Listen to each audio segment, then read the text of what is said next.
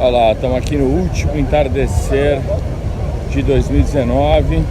Olha só que legal, solzinho indo embora, praia bem cheia, né? Temporada, o pessoal se preparando para queima de fogos à noite. Não é algo mais que me anima muito, eu prefiro ficar na tranquilidade, mas estou aqui aproveitando o finzinho de tarde e refletindo aí sobre o que a gente fez esse ano todo, né? Primeiro ano de governo Bolsonaro e muita treta, né, de rede social e tudo, e isso faz parte do ambiente político. Eu vejo como positivo, vejo o amadurecimento das pessoas, o interesse de todo mundo em querer participar cada vez mais da vida política. Antes as pessoas só se preocupavam com carnaval e futebol, agora o pessoal parece que já está ficando mais vacinado. As redes sociais, apesar dos pesares, apesar de tudo, tem funcionado como uma boa fonte de informação. Tem muita gente qualificada fornecendo informação, vários canais legais trabalhando. E o que a gente viu do Bolsonaro, né, era uma coisa que eu pelo menos já tinha mais ou menos previsto, que é uma aparente transição que ele faz ao longo do ano, né? Ele começa naquela linha dura, que não negocia com ninguém, e depois que a base dele se desfaz, né? Na verdade não é que se desfaz, ele nunca teve uma base de verdade. E na medida em que os traíras se revelam, né, ele acaba se vendo numa situação onde ele precisa flexibilizar um pouquinho mais. Eu estava achando até que dava para flexibilizar mais do que ele flexibilizou, sem grandes problemas em relação a isso, né? A gente se acostumou a entender a negociação da política, o toma lá da cá, somente pelo aspecto negativo, que é aquele praticado pela grande maioria dos políticos, né? Só que a negociação política não é assim que funciona, sabe?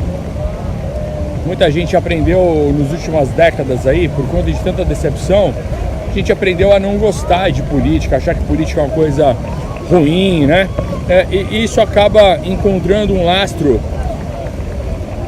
na própria história do Brasil, na história da República, que é a tecnocracia, né? Que é o positivismo, onde as pessoas acham que basta botar um técnico num lugar que tudo vai dar certo, né? Que você não precisa de políticos, basta colocar técnicos. E não é bem assim que funciona, né? A política, ela é mais do que a arte do possível, né? O Aristóteles já falava que a política era a arte do possível há aproximadamente 2.500 anos atrás, mas a gente pode ainda olhar a política de uma outra maneira, né?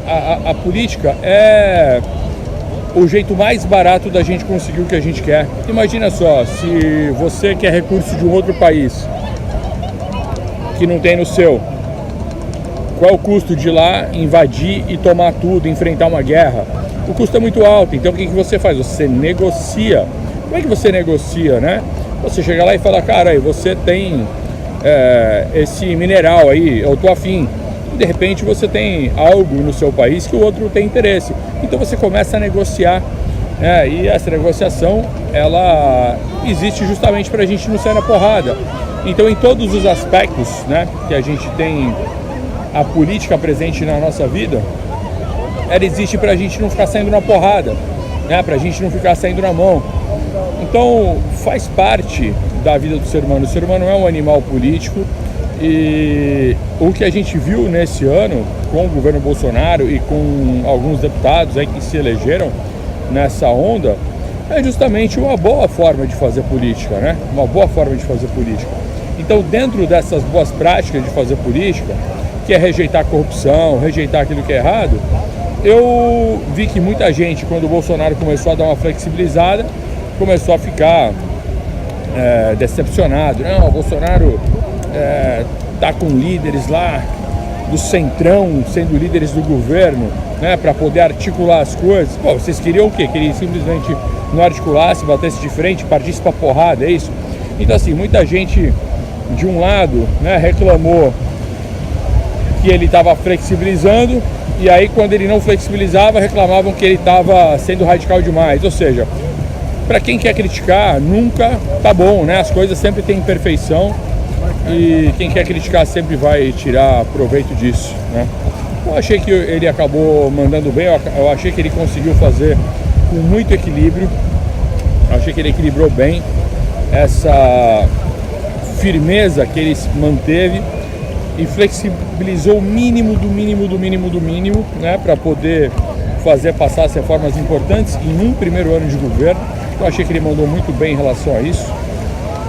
E eu acho que o que fica de lição aí para quem ainda não entendeu, né, é que de um lado a gente está tendo um forte investimento de parte dos antipetistas, parte da direita que votou em Bolsonaro ou que apoiou Bolsonaro porque Bolsonaro era melhor que Haddad, mas que nunca gostaram de Bolsonaro de verdade e hoje, obviamente, esperam que um próximo presidente seja um Amoedo da vida, um Alckmin, um Álvaro Dias, essas figuras, né?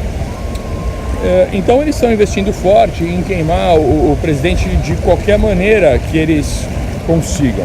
E aí, quando o Bolsonaro começa a flexibilizar, eles vão lá e começam a criar essas narrativas ridículas, né? A ponto de dizer que ele estaria fazendo tudo isso, né? E que ele seria até amigo de Toffoli agora para poder proteger Flávio Bolsonaro.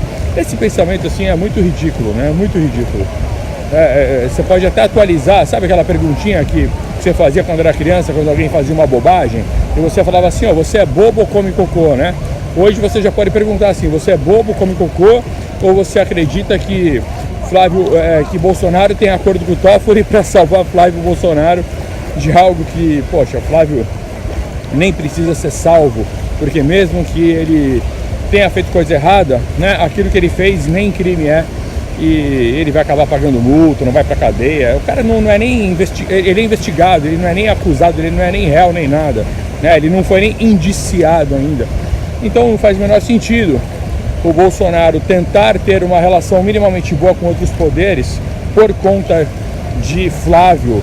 O que faz sentido é o Bolsonaro ter uma relação minimamente boa com os outros poderes para poder passar as reformas que ele precisa, porque afinal ele não é um ditador, ele precisa respeitar certas regras sob risco de sofrer um impeachment, tá? Então ele foi muito inteligente, muito mais do que as pessoas imaginam. E aí, claro, cada vez que ele entendia que precisava fazer uma boa relação com os outros poderes, toda essa galerinha liberal aproveitava para criar essas narrativas ridículas, né? Por quê? Porque alguns ali não são burros, sabe? Eles são espertos. Eles sabiam que Bolsonaro, ao flexibilizar um pouco a dureza dele, né? O pessoal, ele elogiou o STF em público. Nossa, que absurdo, não pode elogiar. Pô, o cara tá fazendo política, tá criando uma boa relação para conseguir o que ele quer. Ele conseguiu grande parte do que ele queria. Eu achei que ele conseguiu mais do que eu esperava que ele conseguisse, né, nesse ano. Mas o pessoal sabe que ele ia conseguir e que ele ia fazer um bom ano de governo, então começaram a criar essas narrativas de que essa flexibilização toda seria para salvar Flávio. Uma coisa absurda, né? É muita canalice daqueles que são espertos, inteligentes e sabem o que estão fazendo, e é muita bizonhice daqueles que caem nessa narrativa, né? Mas enfim, o que fica de lição agora de 2019 para 2020, que eu quero deixar para vocês aqui, é que o Bolsonaro é um líder confiável. Isso é um ponto importante e a gente pode observar isso em toda a carreira dele, né? Se você analisa o Bolsonaro em números, ele é um cara fora da curva. Na campanha eu falei isso e as pessoas não acreditavam, né? Não, o Bolsonaro não fez nada em 30 anos de Congresso. Não, você puxa os números do cara, 175 projetos apresentados individualmente e mais de 600 apresentados como coautor. Isso é acima da média. A participação dele nas comissões é acima da média. O número de projetos aprovados, que foram 3, depois teve um cancelado, é acima da média também. A maioria dos deputados passa por lá e não aprova nenhum. Então, assim, ele teve números acima da média.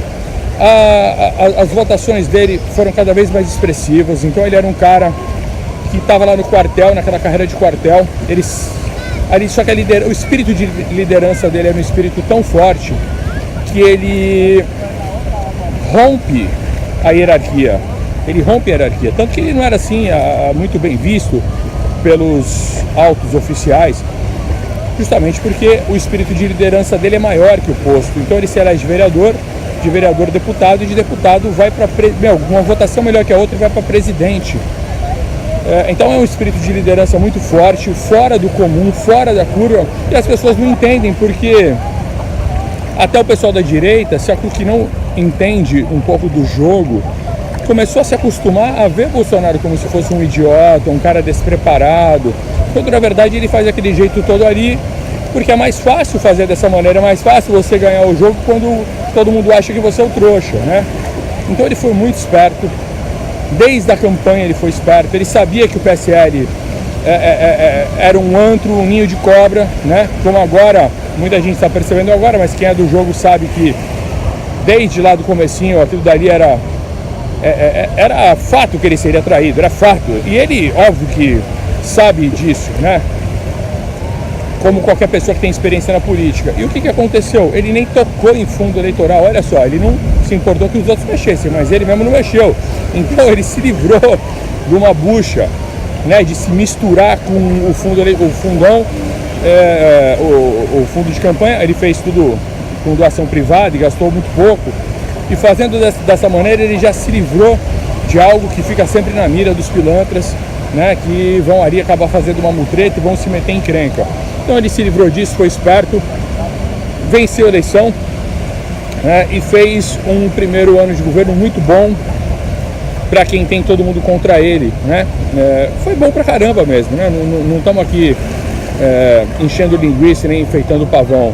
A gente começou a reverter uma situação de economia, a segurança apresentou um resultado muito bom, em outras áreas também as pessoas foram se sentindo mais seguras, vendo que as coisas estão andando, a Damares fazendo um bom trabalho, os ministros que eles chamam de ideológicos, né, estão dando o seu melhor também, não são só os ministros técnicos, supostamente técnicos, todos eles estão fazendo um bom trabalho ali, tem bons ministros que ele não precisou fazer tanta articulação, né, ele pôde escolher do jeito dele.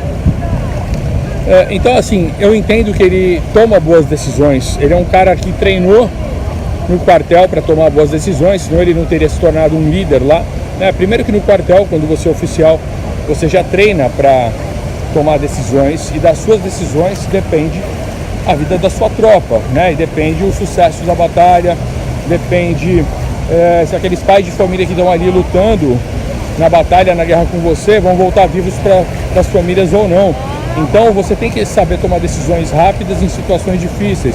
O militar é treinado para isso. Só que enquanto a maioria dos militares é treinado de uma maneira técnica, o Bolsonaro tinha, além disso, um espírito de liderança que rompe a hierarquia e faz com que ele se torne político e faça uma carreira totalmente fora da curva.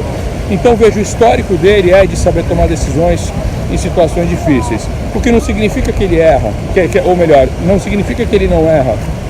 Significa que ele é muito melhor naquilo que ele está fazendo do que as pessoas acham, né? Só porque ele não passa a impressão, ele não precisa passar tanta impressão, ele faz e as coisas estão acontecendo. Ele consegue liderar bem essa equipe de ministros que estão trabalhando, que estão dando resultado. Então a gente pegou um primeiro ano e conseguimos, né, reverter o rumo ruim que o país estava na mão de PT nesses anos todos, da esquerda.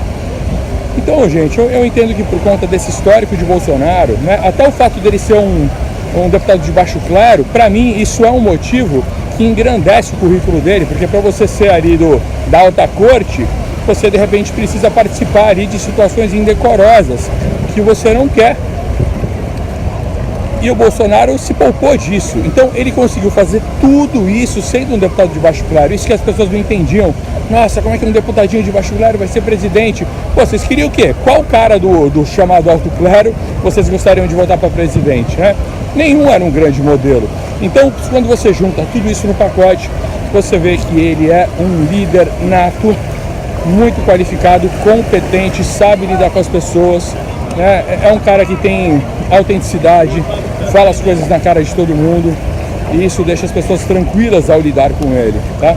Então, eu acho que esse é o resumo que eu posso fazer aqui desse ano de 2019, já deixando aqui a nossa perspectiva para 2020, a gente ser um pouco mais autoconfiante e confiante também de que o cara é um líder bem preparado, bem capacitado para poder conduzir a nação, muito mais do que a mídia vendeu tanto a imagem de impossível dele, de impróprio, que muita gente acabou caindo nessa e agora a realidade vai se impondo e mostrando que não é bem assim, tá bom? Pessoal, espero que esse fato tenha sido útil para vocês. Um forte abraço, fiquem com Deus, Espero que o ano tenha sido bom para vocês também, que 2020 seja melhor ainda, tá bom? Forte abraço, valeu!